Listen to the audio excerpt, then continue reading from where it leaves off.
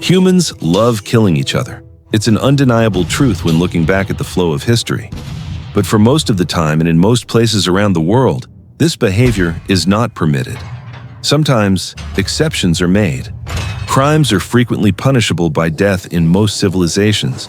Prisoners of war sometimes share the same fate. There's a thin line between justice and murder, and that line is so thin that sometimes you can't tell which is which. Throughout history, societies have found countless ways to end the lives of those condemned. Beheading, hanging, burning alive, shooting, poisoning. Each method carries its own reasons for effectiveness, cost, or deterrence. But one method stands out for its invisible and cold nature. The gas chamber. No blood. There was no gunfire. There was only one closed room, a chair, and death slowly creeping in with each breath.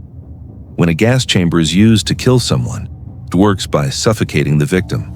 Gradually, there was no way for the condemned person to absorb oxygen. Consciousness was lost, and death followed. But it doesn't always happen immediately, and the process can be incredibly painful. The two most common gases used for murder are carbon monoxide and cyanide.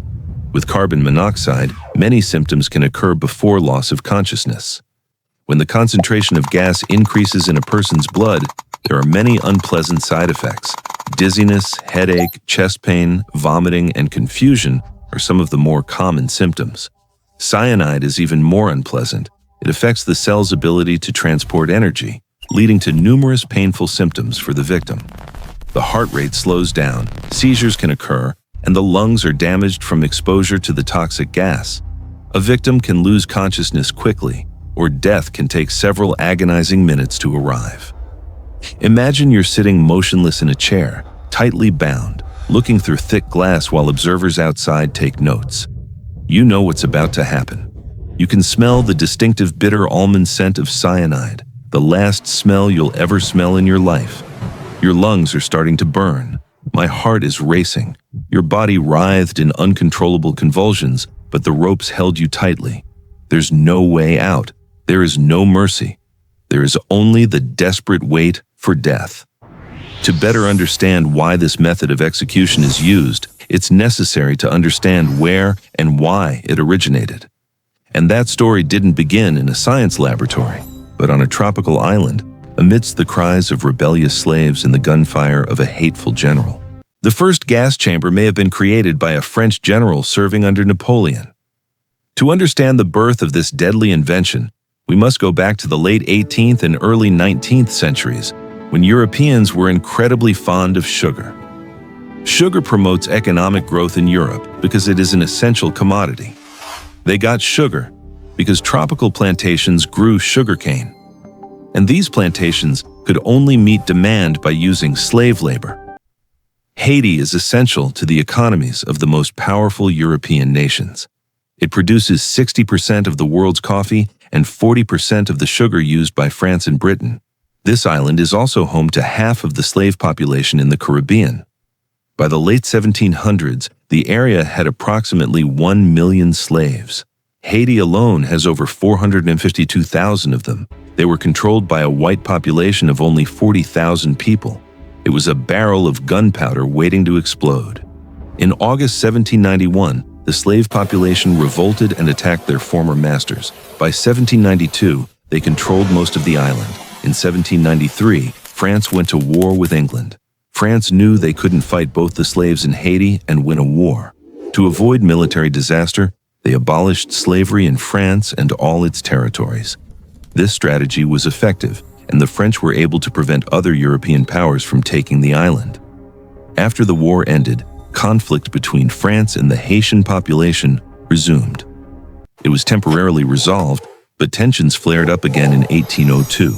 The people of Haiti realized that Napoleon intended to re-establish slavery. They have no intention of letting that happen. By 1803, the slaves had won. But it comes at a high price. At the end of the conflict, French General Vicomte de Rochambeau was sent to suppress the Haitian forces, and he has a deep hatred for black people. He conducted a campaign against the local black population that was almost genocidal. He brought 15,000 dogs from Jamaica that were trained to attack black people. He also hanged 500 men, women, and children. Rochambeau needed new ways to execute large numbers of people. Beside hanging, he used an execution squad. He also liked to stuff Haitians into sacks and throw them into the sea to drown. Historians disagree on whether this general used poison gas to kill the rebellious slaves. But in 2005, author Claude Ribby published a book titled Napoleon's Crimes: A Blueprint for Hitler. In this book, he claims that Rochambeau created the first gas chamber to support mass executions. The cargo hold of a ship is used to detain the victims. After that, a method called sulfur fumigation bath was used to finish them off. The French will burn sulfur, which will produce sulfur dioxide gas. This gas filled the lower compartment, eventually killing everyone trapped there. Their deaths were certainly not pleasant. Sulfur dioxide irritates the skin and mucous membranes of the eyes, nose, throat, and lungs. Death from inhaling this gas is slow and painful. Imagine being trapped in the darkness of a ship's hold, with no escape, while the pungent smell of sulfur permeates every nook and cranny. A hoarse cough echoed every place. The desperate cries gradually faded. And then, there was only silence. Finally, the Haitians won their freedom. But the idea of using poison gas to kill people was never forgotten. No group of people in history has used gas chambers to kill more people than the Nazis did in World War II. They first began experimenting with poison gas in late 1939. The first victims were part of the euthanasia program for disabled people. The Germans produced carbon monoxide to eliminate the victims. From the Nazi perspective, this method of killing was very successful. It's effective, relatively inexpensive, and most importantly, it creates distance between the killer and the victim. As the war progressed, some soldiers who were ordered to kill men, women, and children began to experience psychological problems. Most people don't find it easy to commit genocide. Even soldiers trained to obey couldn't resist the nightmare of the faces they had shot in the head, of the cries of children before they pulled the trigger. But the Nazis were determined to help solve this problem. They couldn't let compassion get in the way of their plans, especially when they invaded the Soviet Union in 1941. So they created gas vans. These vans have exhaust pipes that are diverted into an internal compartment. The victim was put into the van and would slowly suffocate as the engine ran, pumping exhaust into their lungs. This method of execution is effective and inexpensive. Furthermore, the driver doesn't have to see the faces of the deceased. They just needed to drive, listen to the engine roar, and then open the back door for the corpses to fall out. It's a job like any other, or at least they try to convince themselves of that. Therefore, the Nazis needed to try it on an industrial scale. Before the end of 1941, the Nazis decided that Jewish prisoners should be sent to concentration camps. One of the goals of these camps was to kill the prisoners quickly and efficiently. Eliminating the unwanted was part of Hitler's so-called final solution. Jewish victims were forced into cattle cars and transported by train. When the trains arrived at the camp, the prisoners were forced to get out. Then, they were told they had to be taken to the showers to be disinfected. It was the final lie, a false mercy to allow them to pass into death peacefully. As the prisoners approached the room, the guards would make them raise their hands above their heads. The real reason for doing this is that the guards can cram more prisoners into the room. And the more people in the room, the faster they will suffocate. Once the victims are in the room, the door will be closed. A diesel engine was used to generate carbon monoxide that filled the room. Everyone inside died early. They died in the darkness, crammed together, fighting for their last breath in the stuffy air. As the war progressed, the Nazis also attempted to improve the vaporization process. At the Auschwitz camp in Poland, the Nazis conducted experiments with Zyklon B. It's a cyanide-based pesticide that's also quite effective at killing people. By the end of the war, most Nazi camps used Zyklon B to execute prisoners. Although they weren't the last people to use gas chambers, the Nazis were the only ones to do so on an industrial scale. Millions of people died this way, not for the crimes they committed, but simply because they were born Jewish. They were not the first or last people to use cyanide gas in some form. And the next story will take us to a country that claims to be the land of the free. There were two other countries beside Nazi Germany that used gas chambers to execute people in the 20th century. Lithuania tested it briefly in the 1930s. But the United States has used it in many places for many years, and in some states, it's still legal to this day, although no one chooses it anymore. The first person to be granted the privilege of dying by inhaling poison gas in the United States was a Chinese immigrant named Gee Jon. He came to the United States in 1907 and spent most of his time in San Francisco's Chinatown. He was also a member of a local gang that dealt in drugs and alcohol. Most of the time, if one Chinese person kills another, the law doesn't intervene. However, one night in August 1921, Gee shot Tom Kwong Ki. Tom owns a laundry facility in Nevada, and they are less tolerant of violence than San Francisco. Gee Jon was tried for his crimes and, upon conviction, was sentenced to death. A bill allowing the use of poison gas was passed by Nevada in 1921, which qualified Gee to be the first person in Nevada killed in this manner. Gee's lawyer appealed this decision, arguing that it was cruel and unusual punishment. The Nevada Supreme Court rejected the appeal and praised the Nevada legislature for applying the death penalty in the most humane way that modern science knows. Cyanide gas will be the method of execution. California Cyanide Company in Los Angeles is the sole distributor of cyanide near Nevada. They refuse to deliver the deadly chemicals to Nevada. When a deputy warden appeared to collect chemicals, some people at the company resigned rather than participate in the killing of prisoners. However, cyanide found its way to Nevada. Initially, the prison attempted to kill Gee by pumping cyanide gas into his cell while he was sleeping.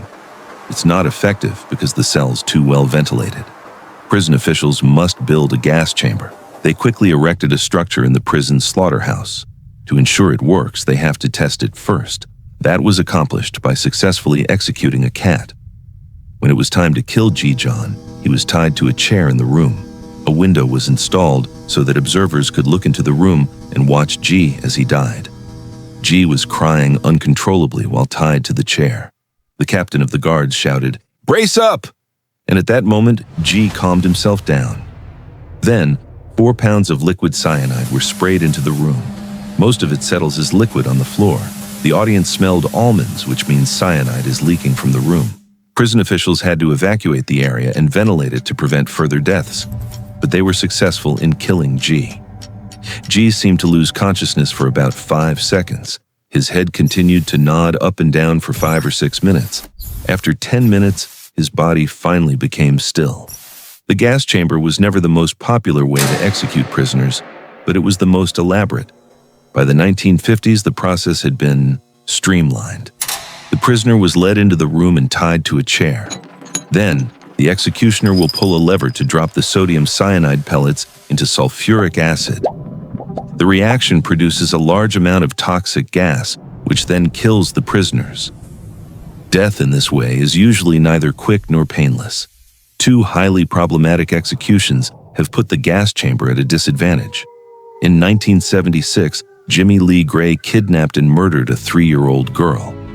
He was convicted by the state of Mississippi, which sentenced him to death. The execution was carried out in 1983. Those who observed this process were psychologically traumatized by the experience. The gas chamber in Mississippi has an iron bar behind the prisoner's head. Although the victim was tied to a chair, their head was not fixed.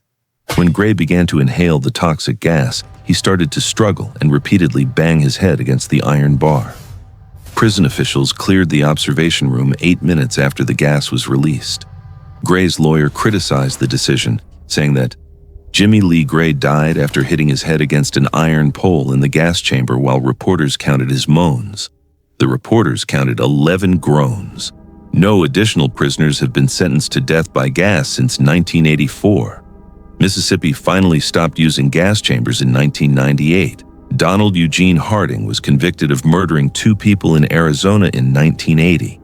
He was led to the gas chamber to meet his fate in 1992. Harding did not die quickly. It took him 11 minutes to suffocate, and he suffered a great deal. Reportedly, in his final moments, Harding repeatedly cursed the warden and continuously gestured with his middle finger. The warden was so traumatized that he refused to carry out any more lethal gas executions. Arizona voters agreed, and the gas chamber was eliminated. Although in some states, prisoners can still choose the gas chamber, no one has ever made that choice. It was effectively eliminated as a method of execution in the United States after 1992. Humanity has spent a long time trying to discover the perfect method to kill each other. It was a continuous experiment that seemed to never reach a satisfactory conclusion. A gas chamber can certainly kill a large number of people quickly and efficiently, but they cause an astonishing amount of psychological and physical suffering. Even seasoned experts accustomed to dealing death found the process disturbing. The use of poisonous gas for executions has been eliminated in most parts of the world, but there are rumors that it still exists in places like North Korea. Such a cheap and effective method of killing is difficult for dedicated dictators to avoid. The line between justice and murder remains as thin as ever.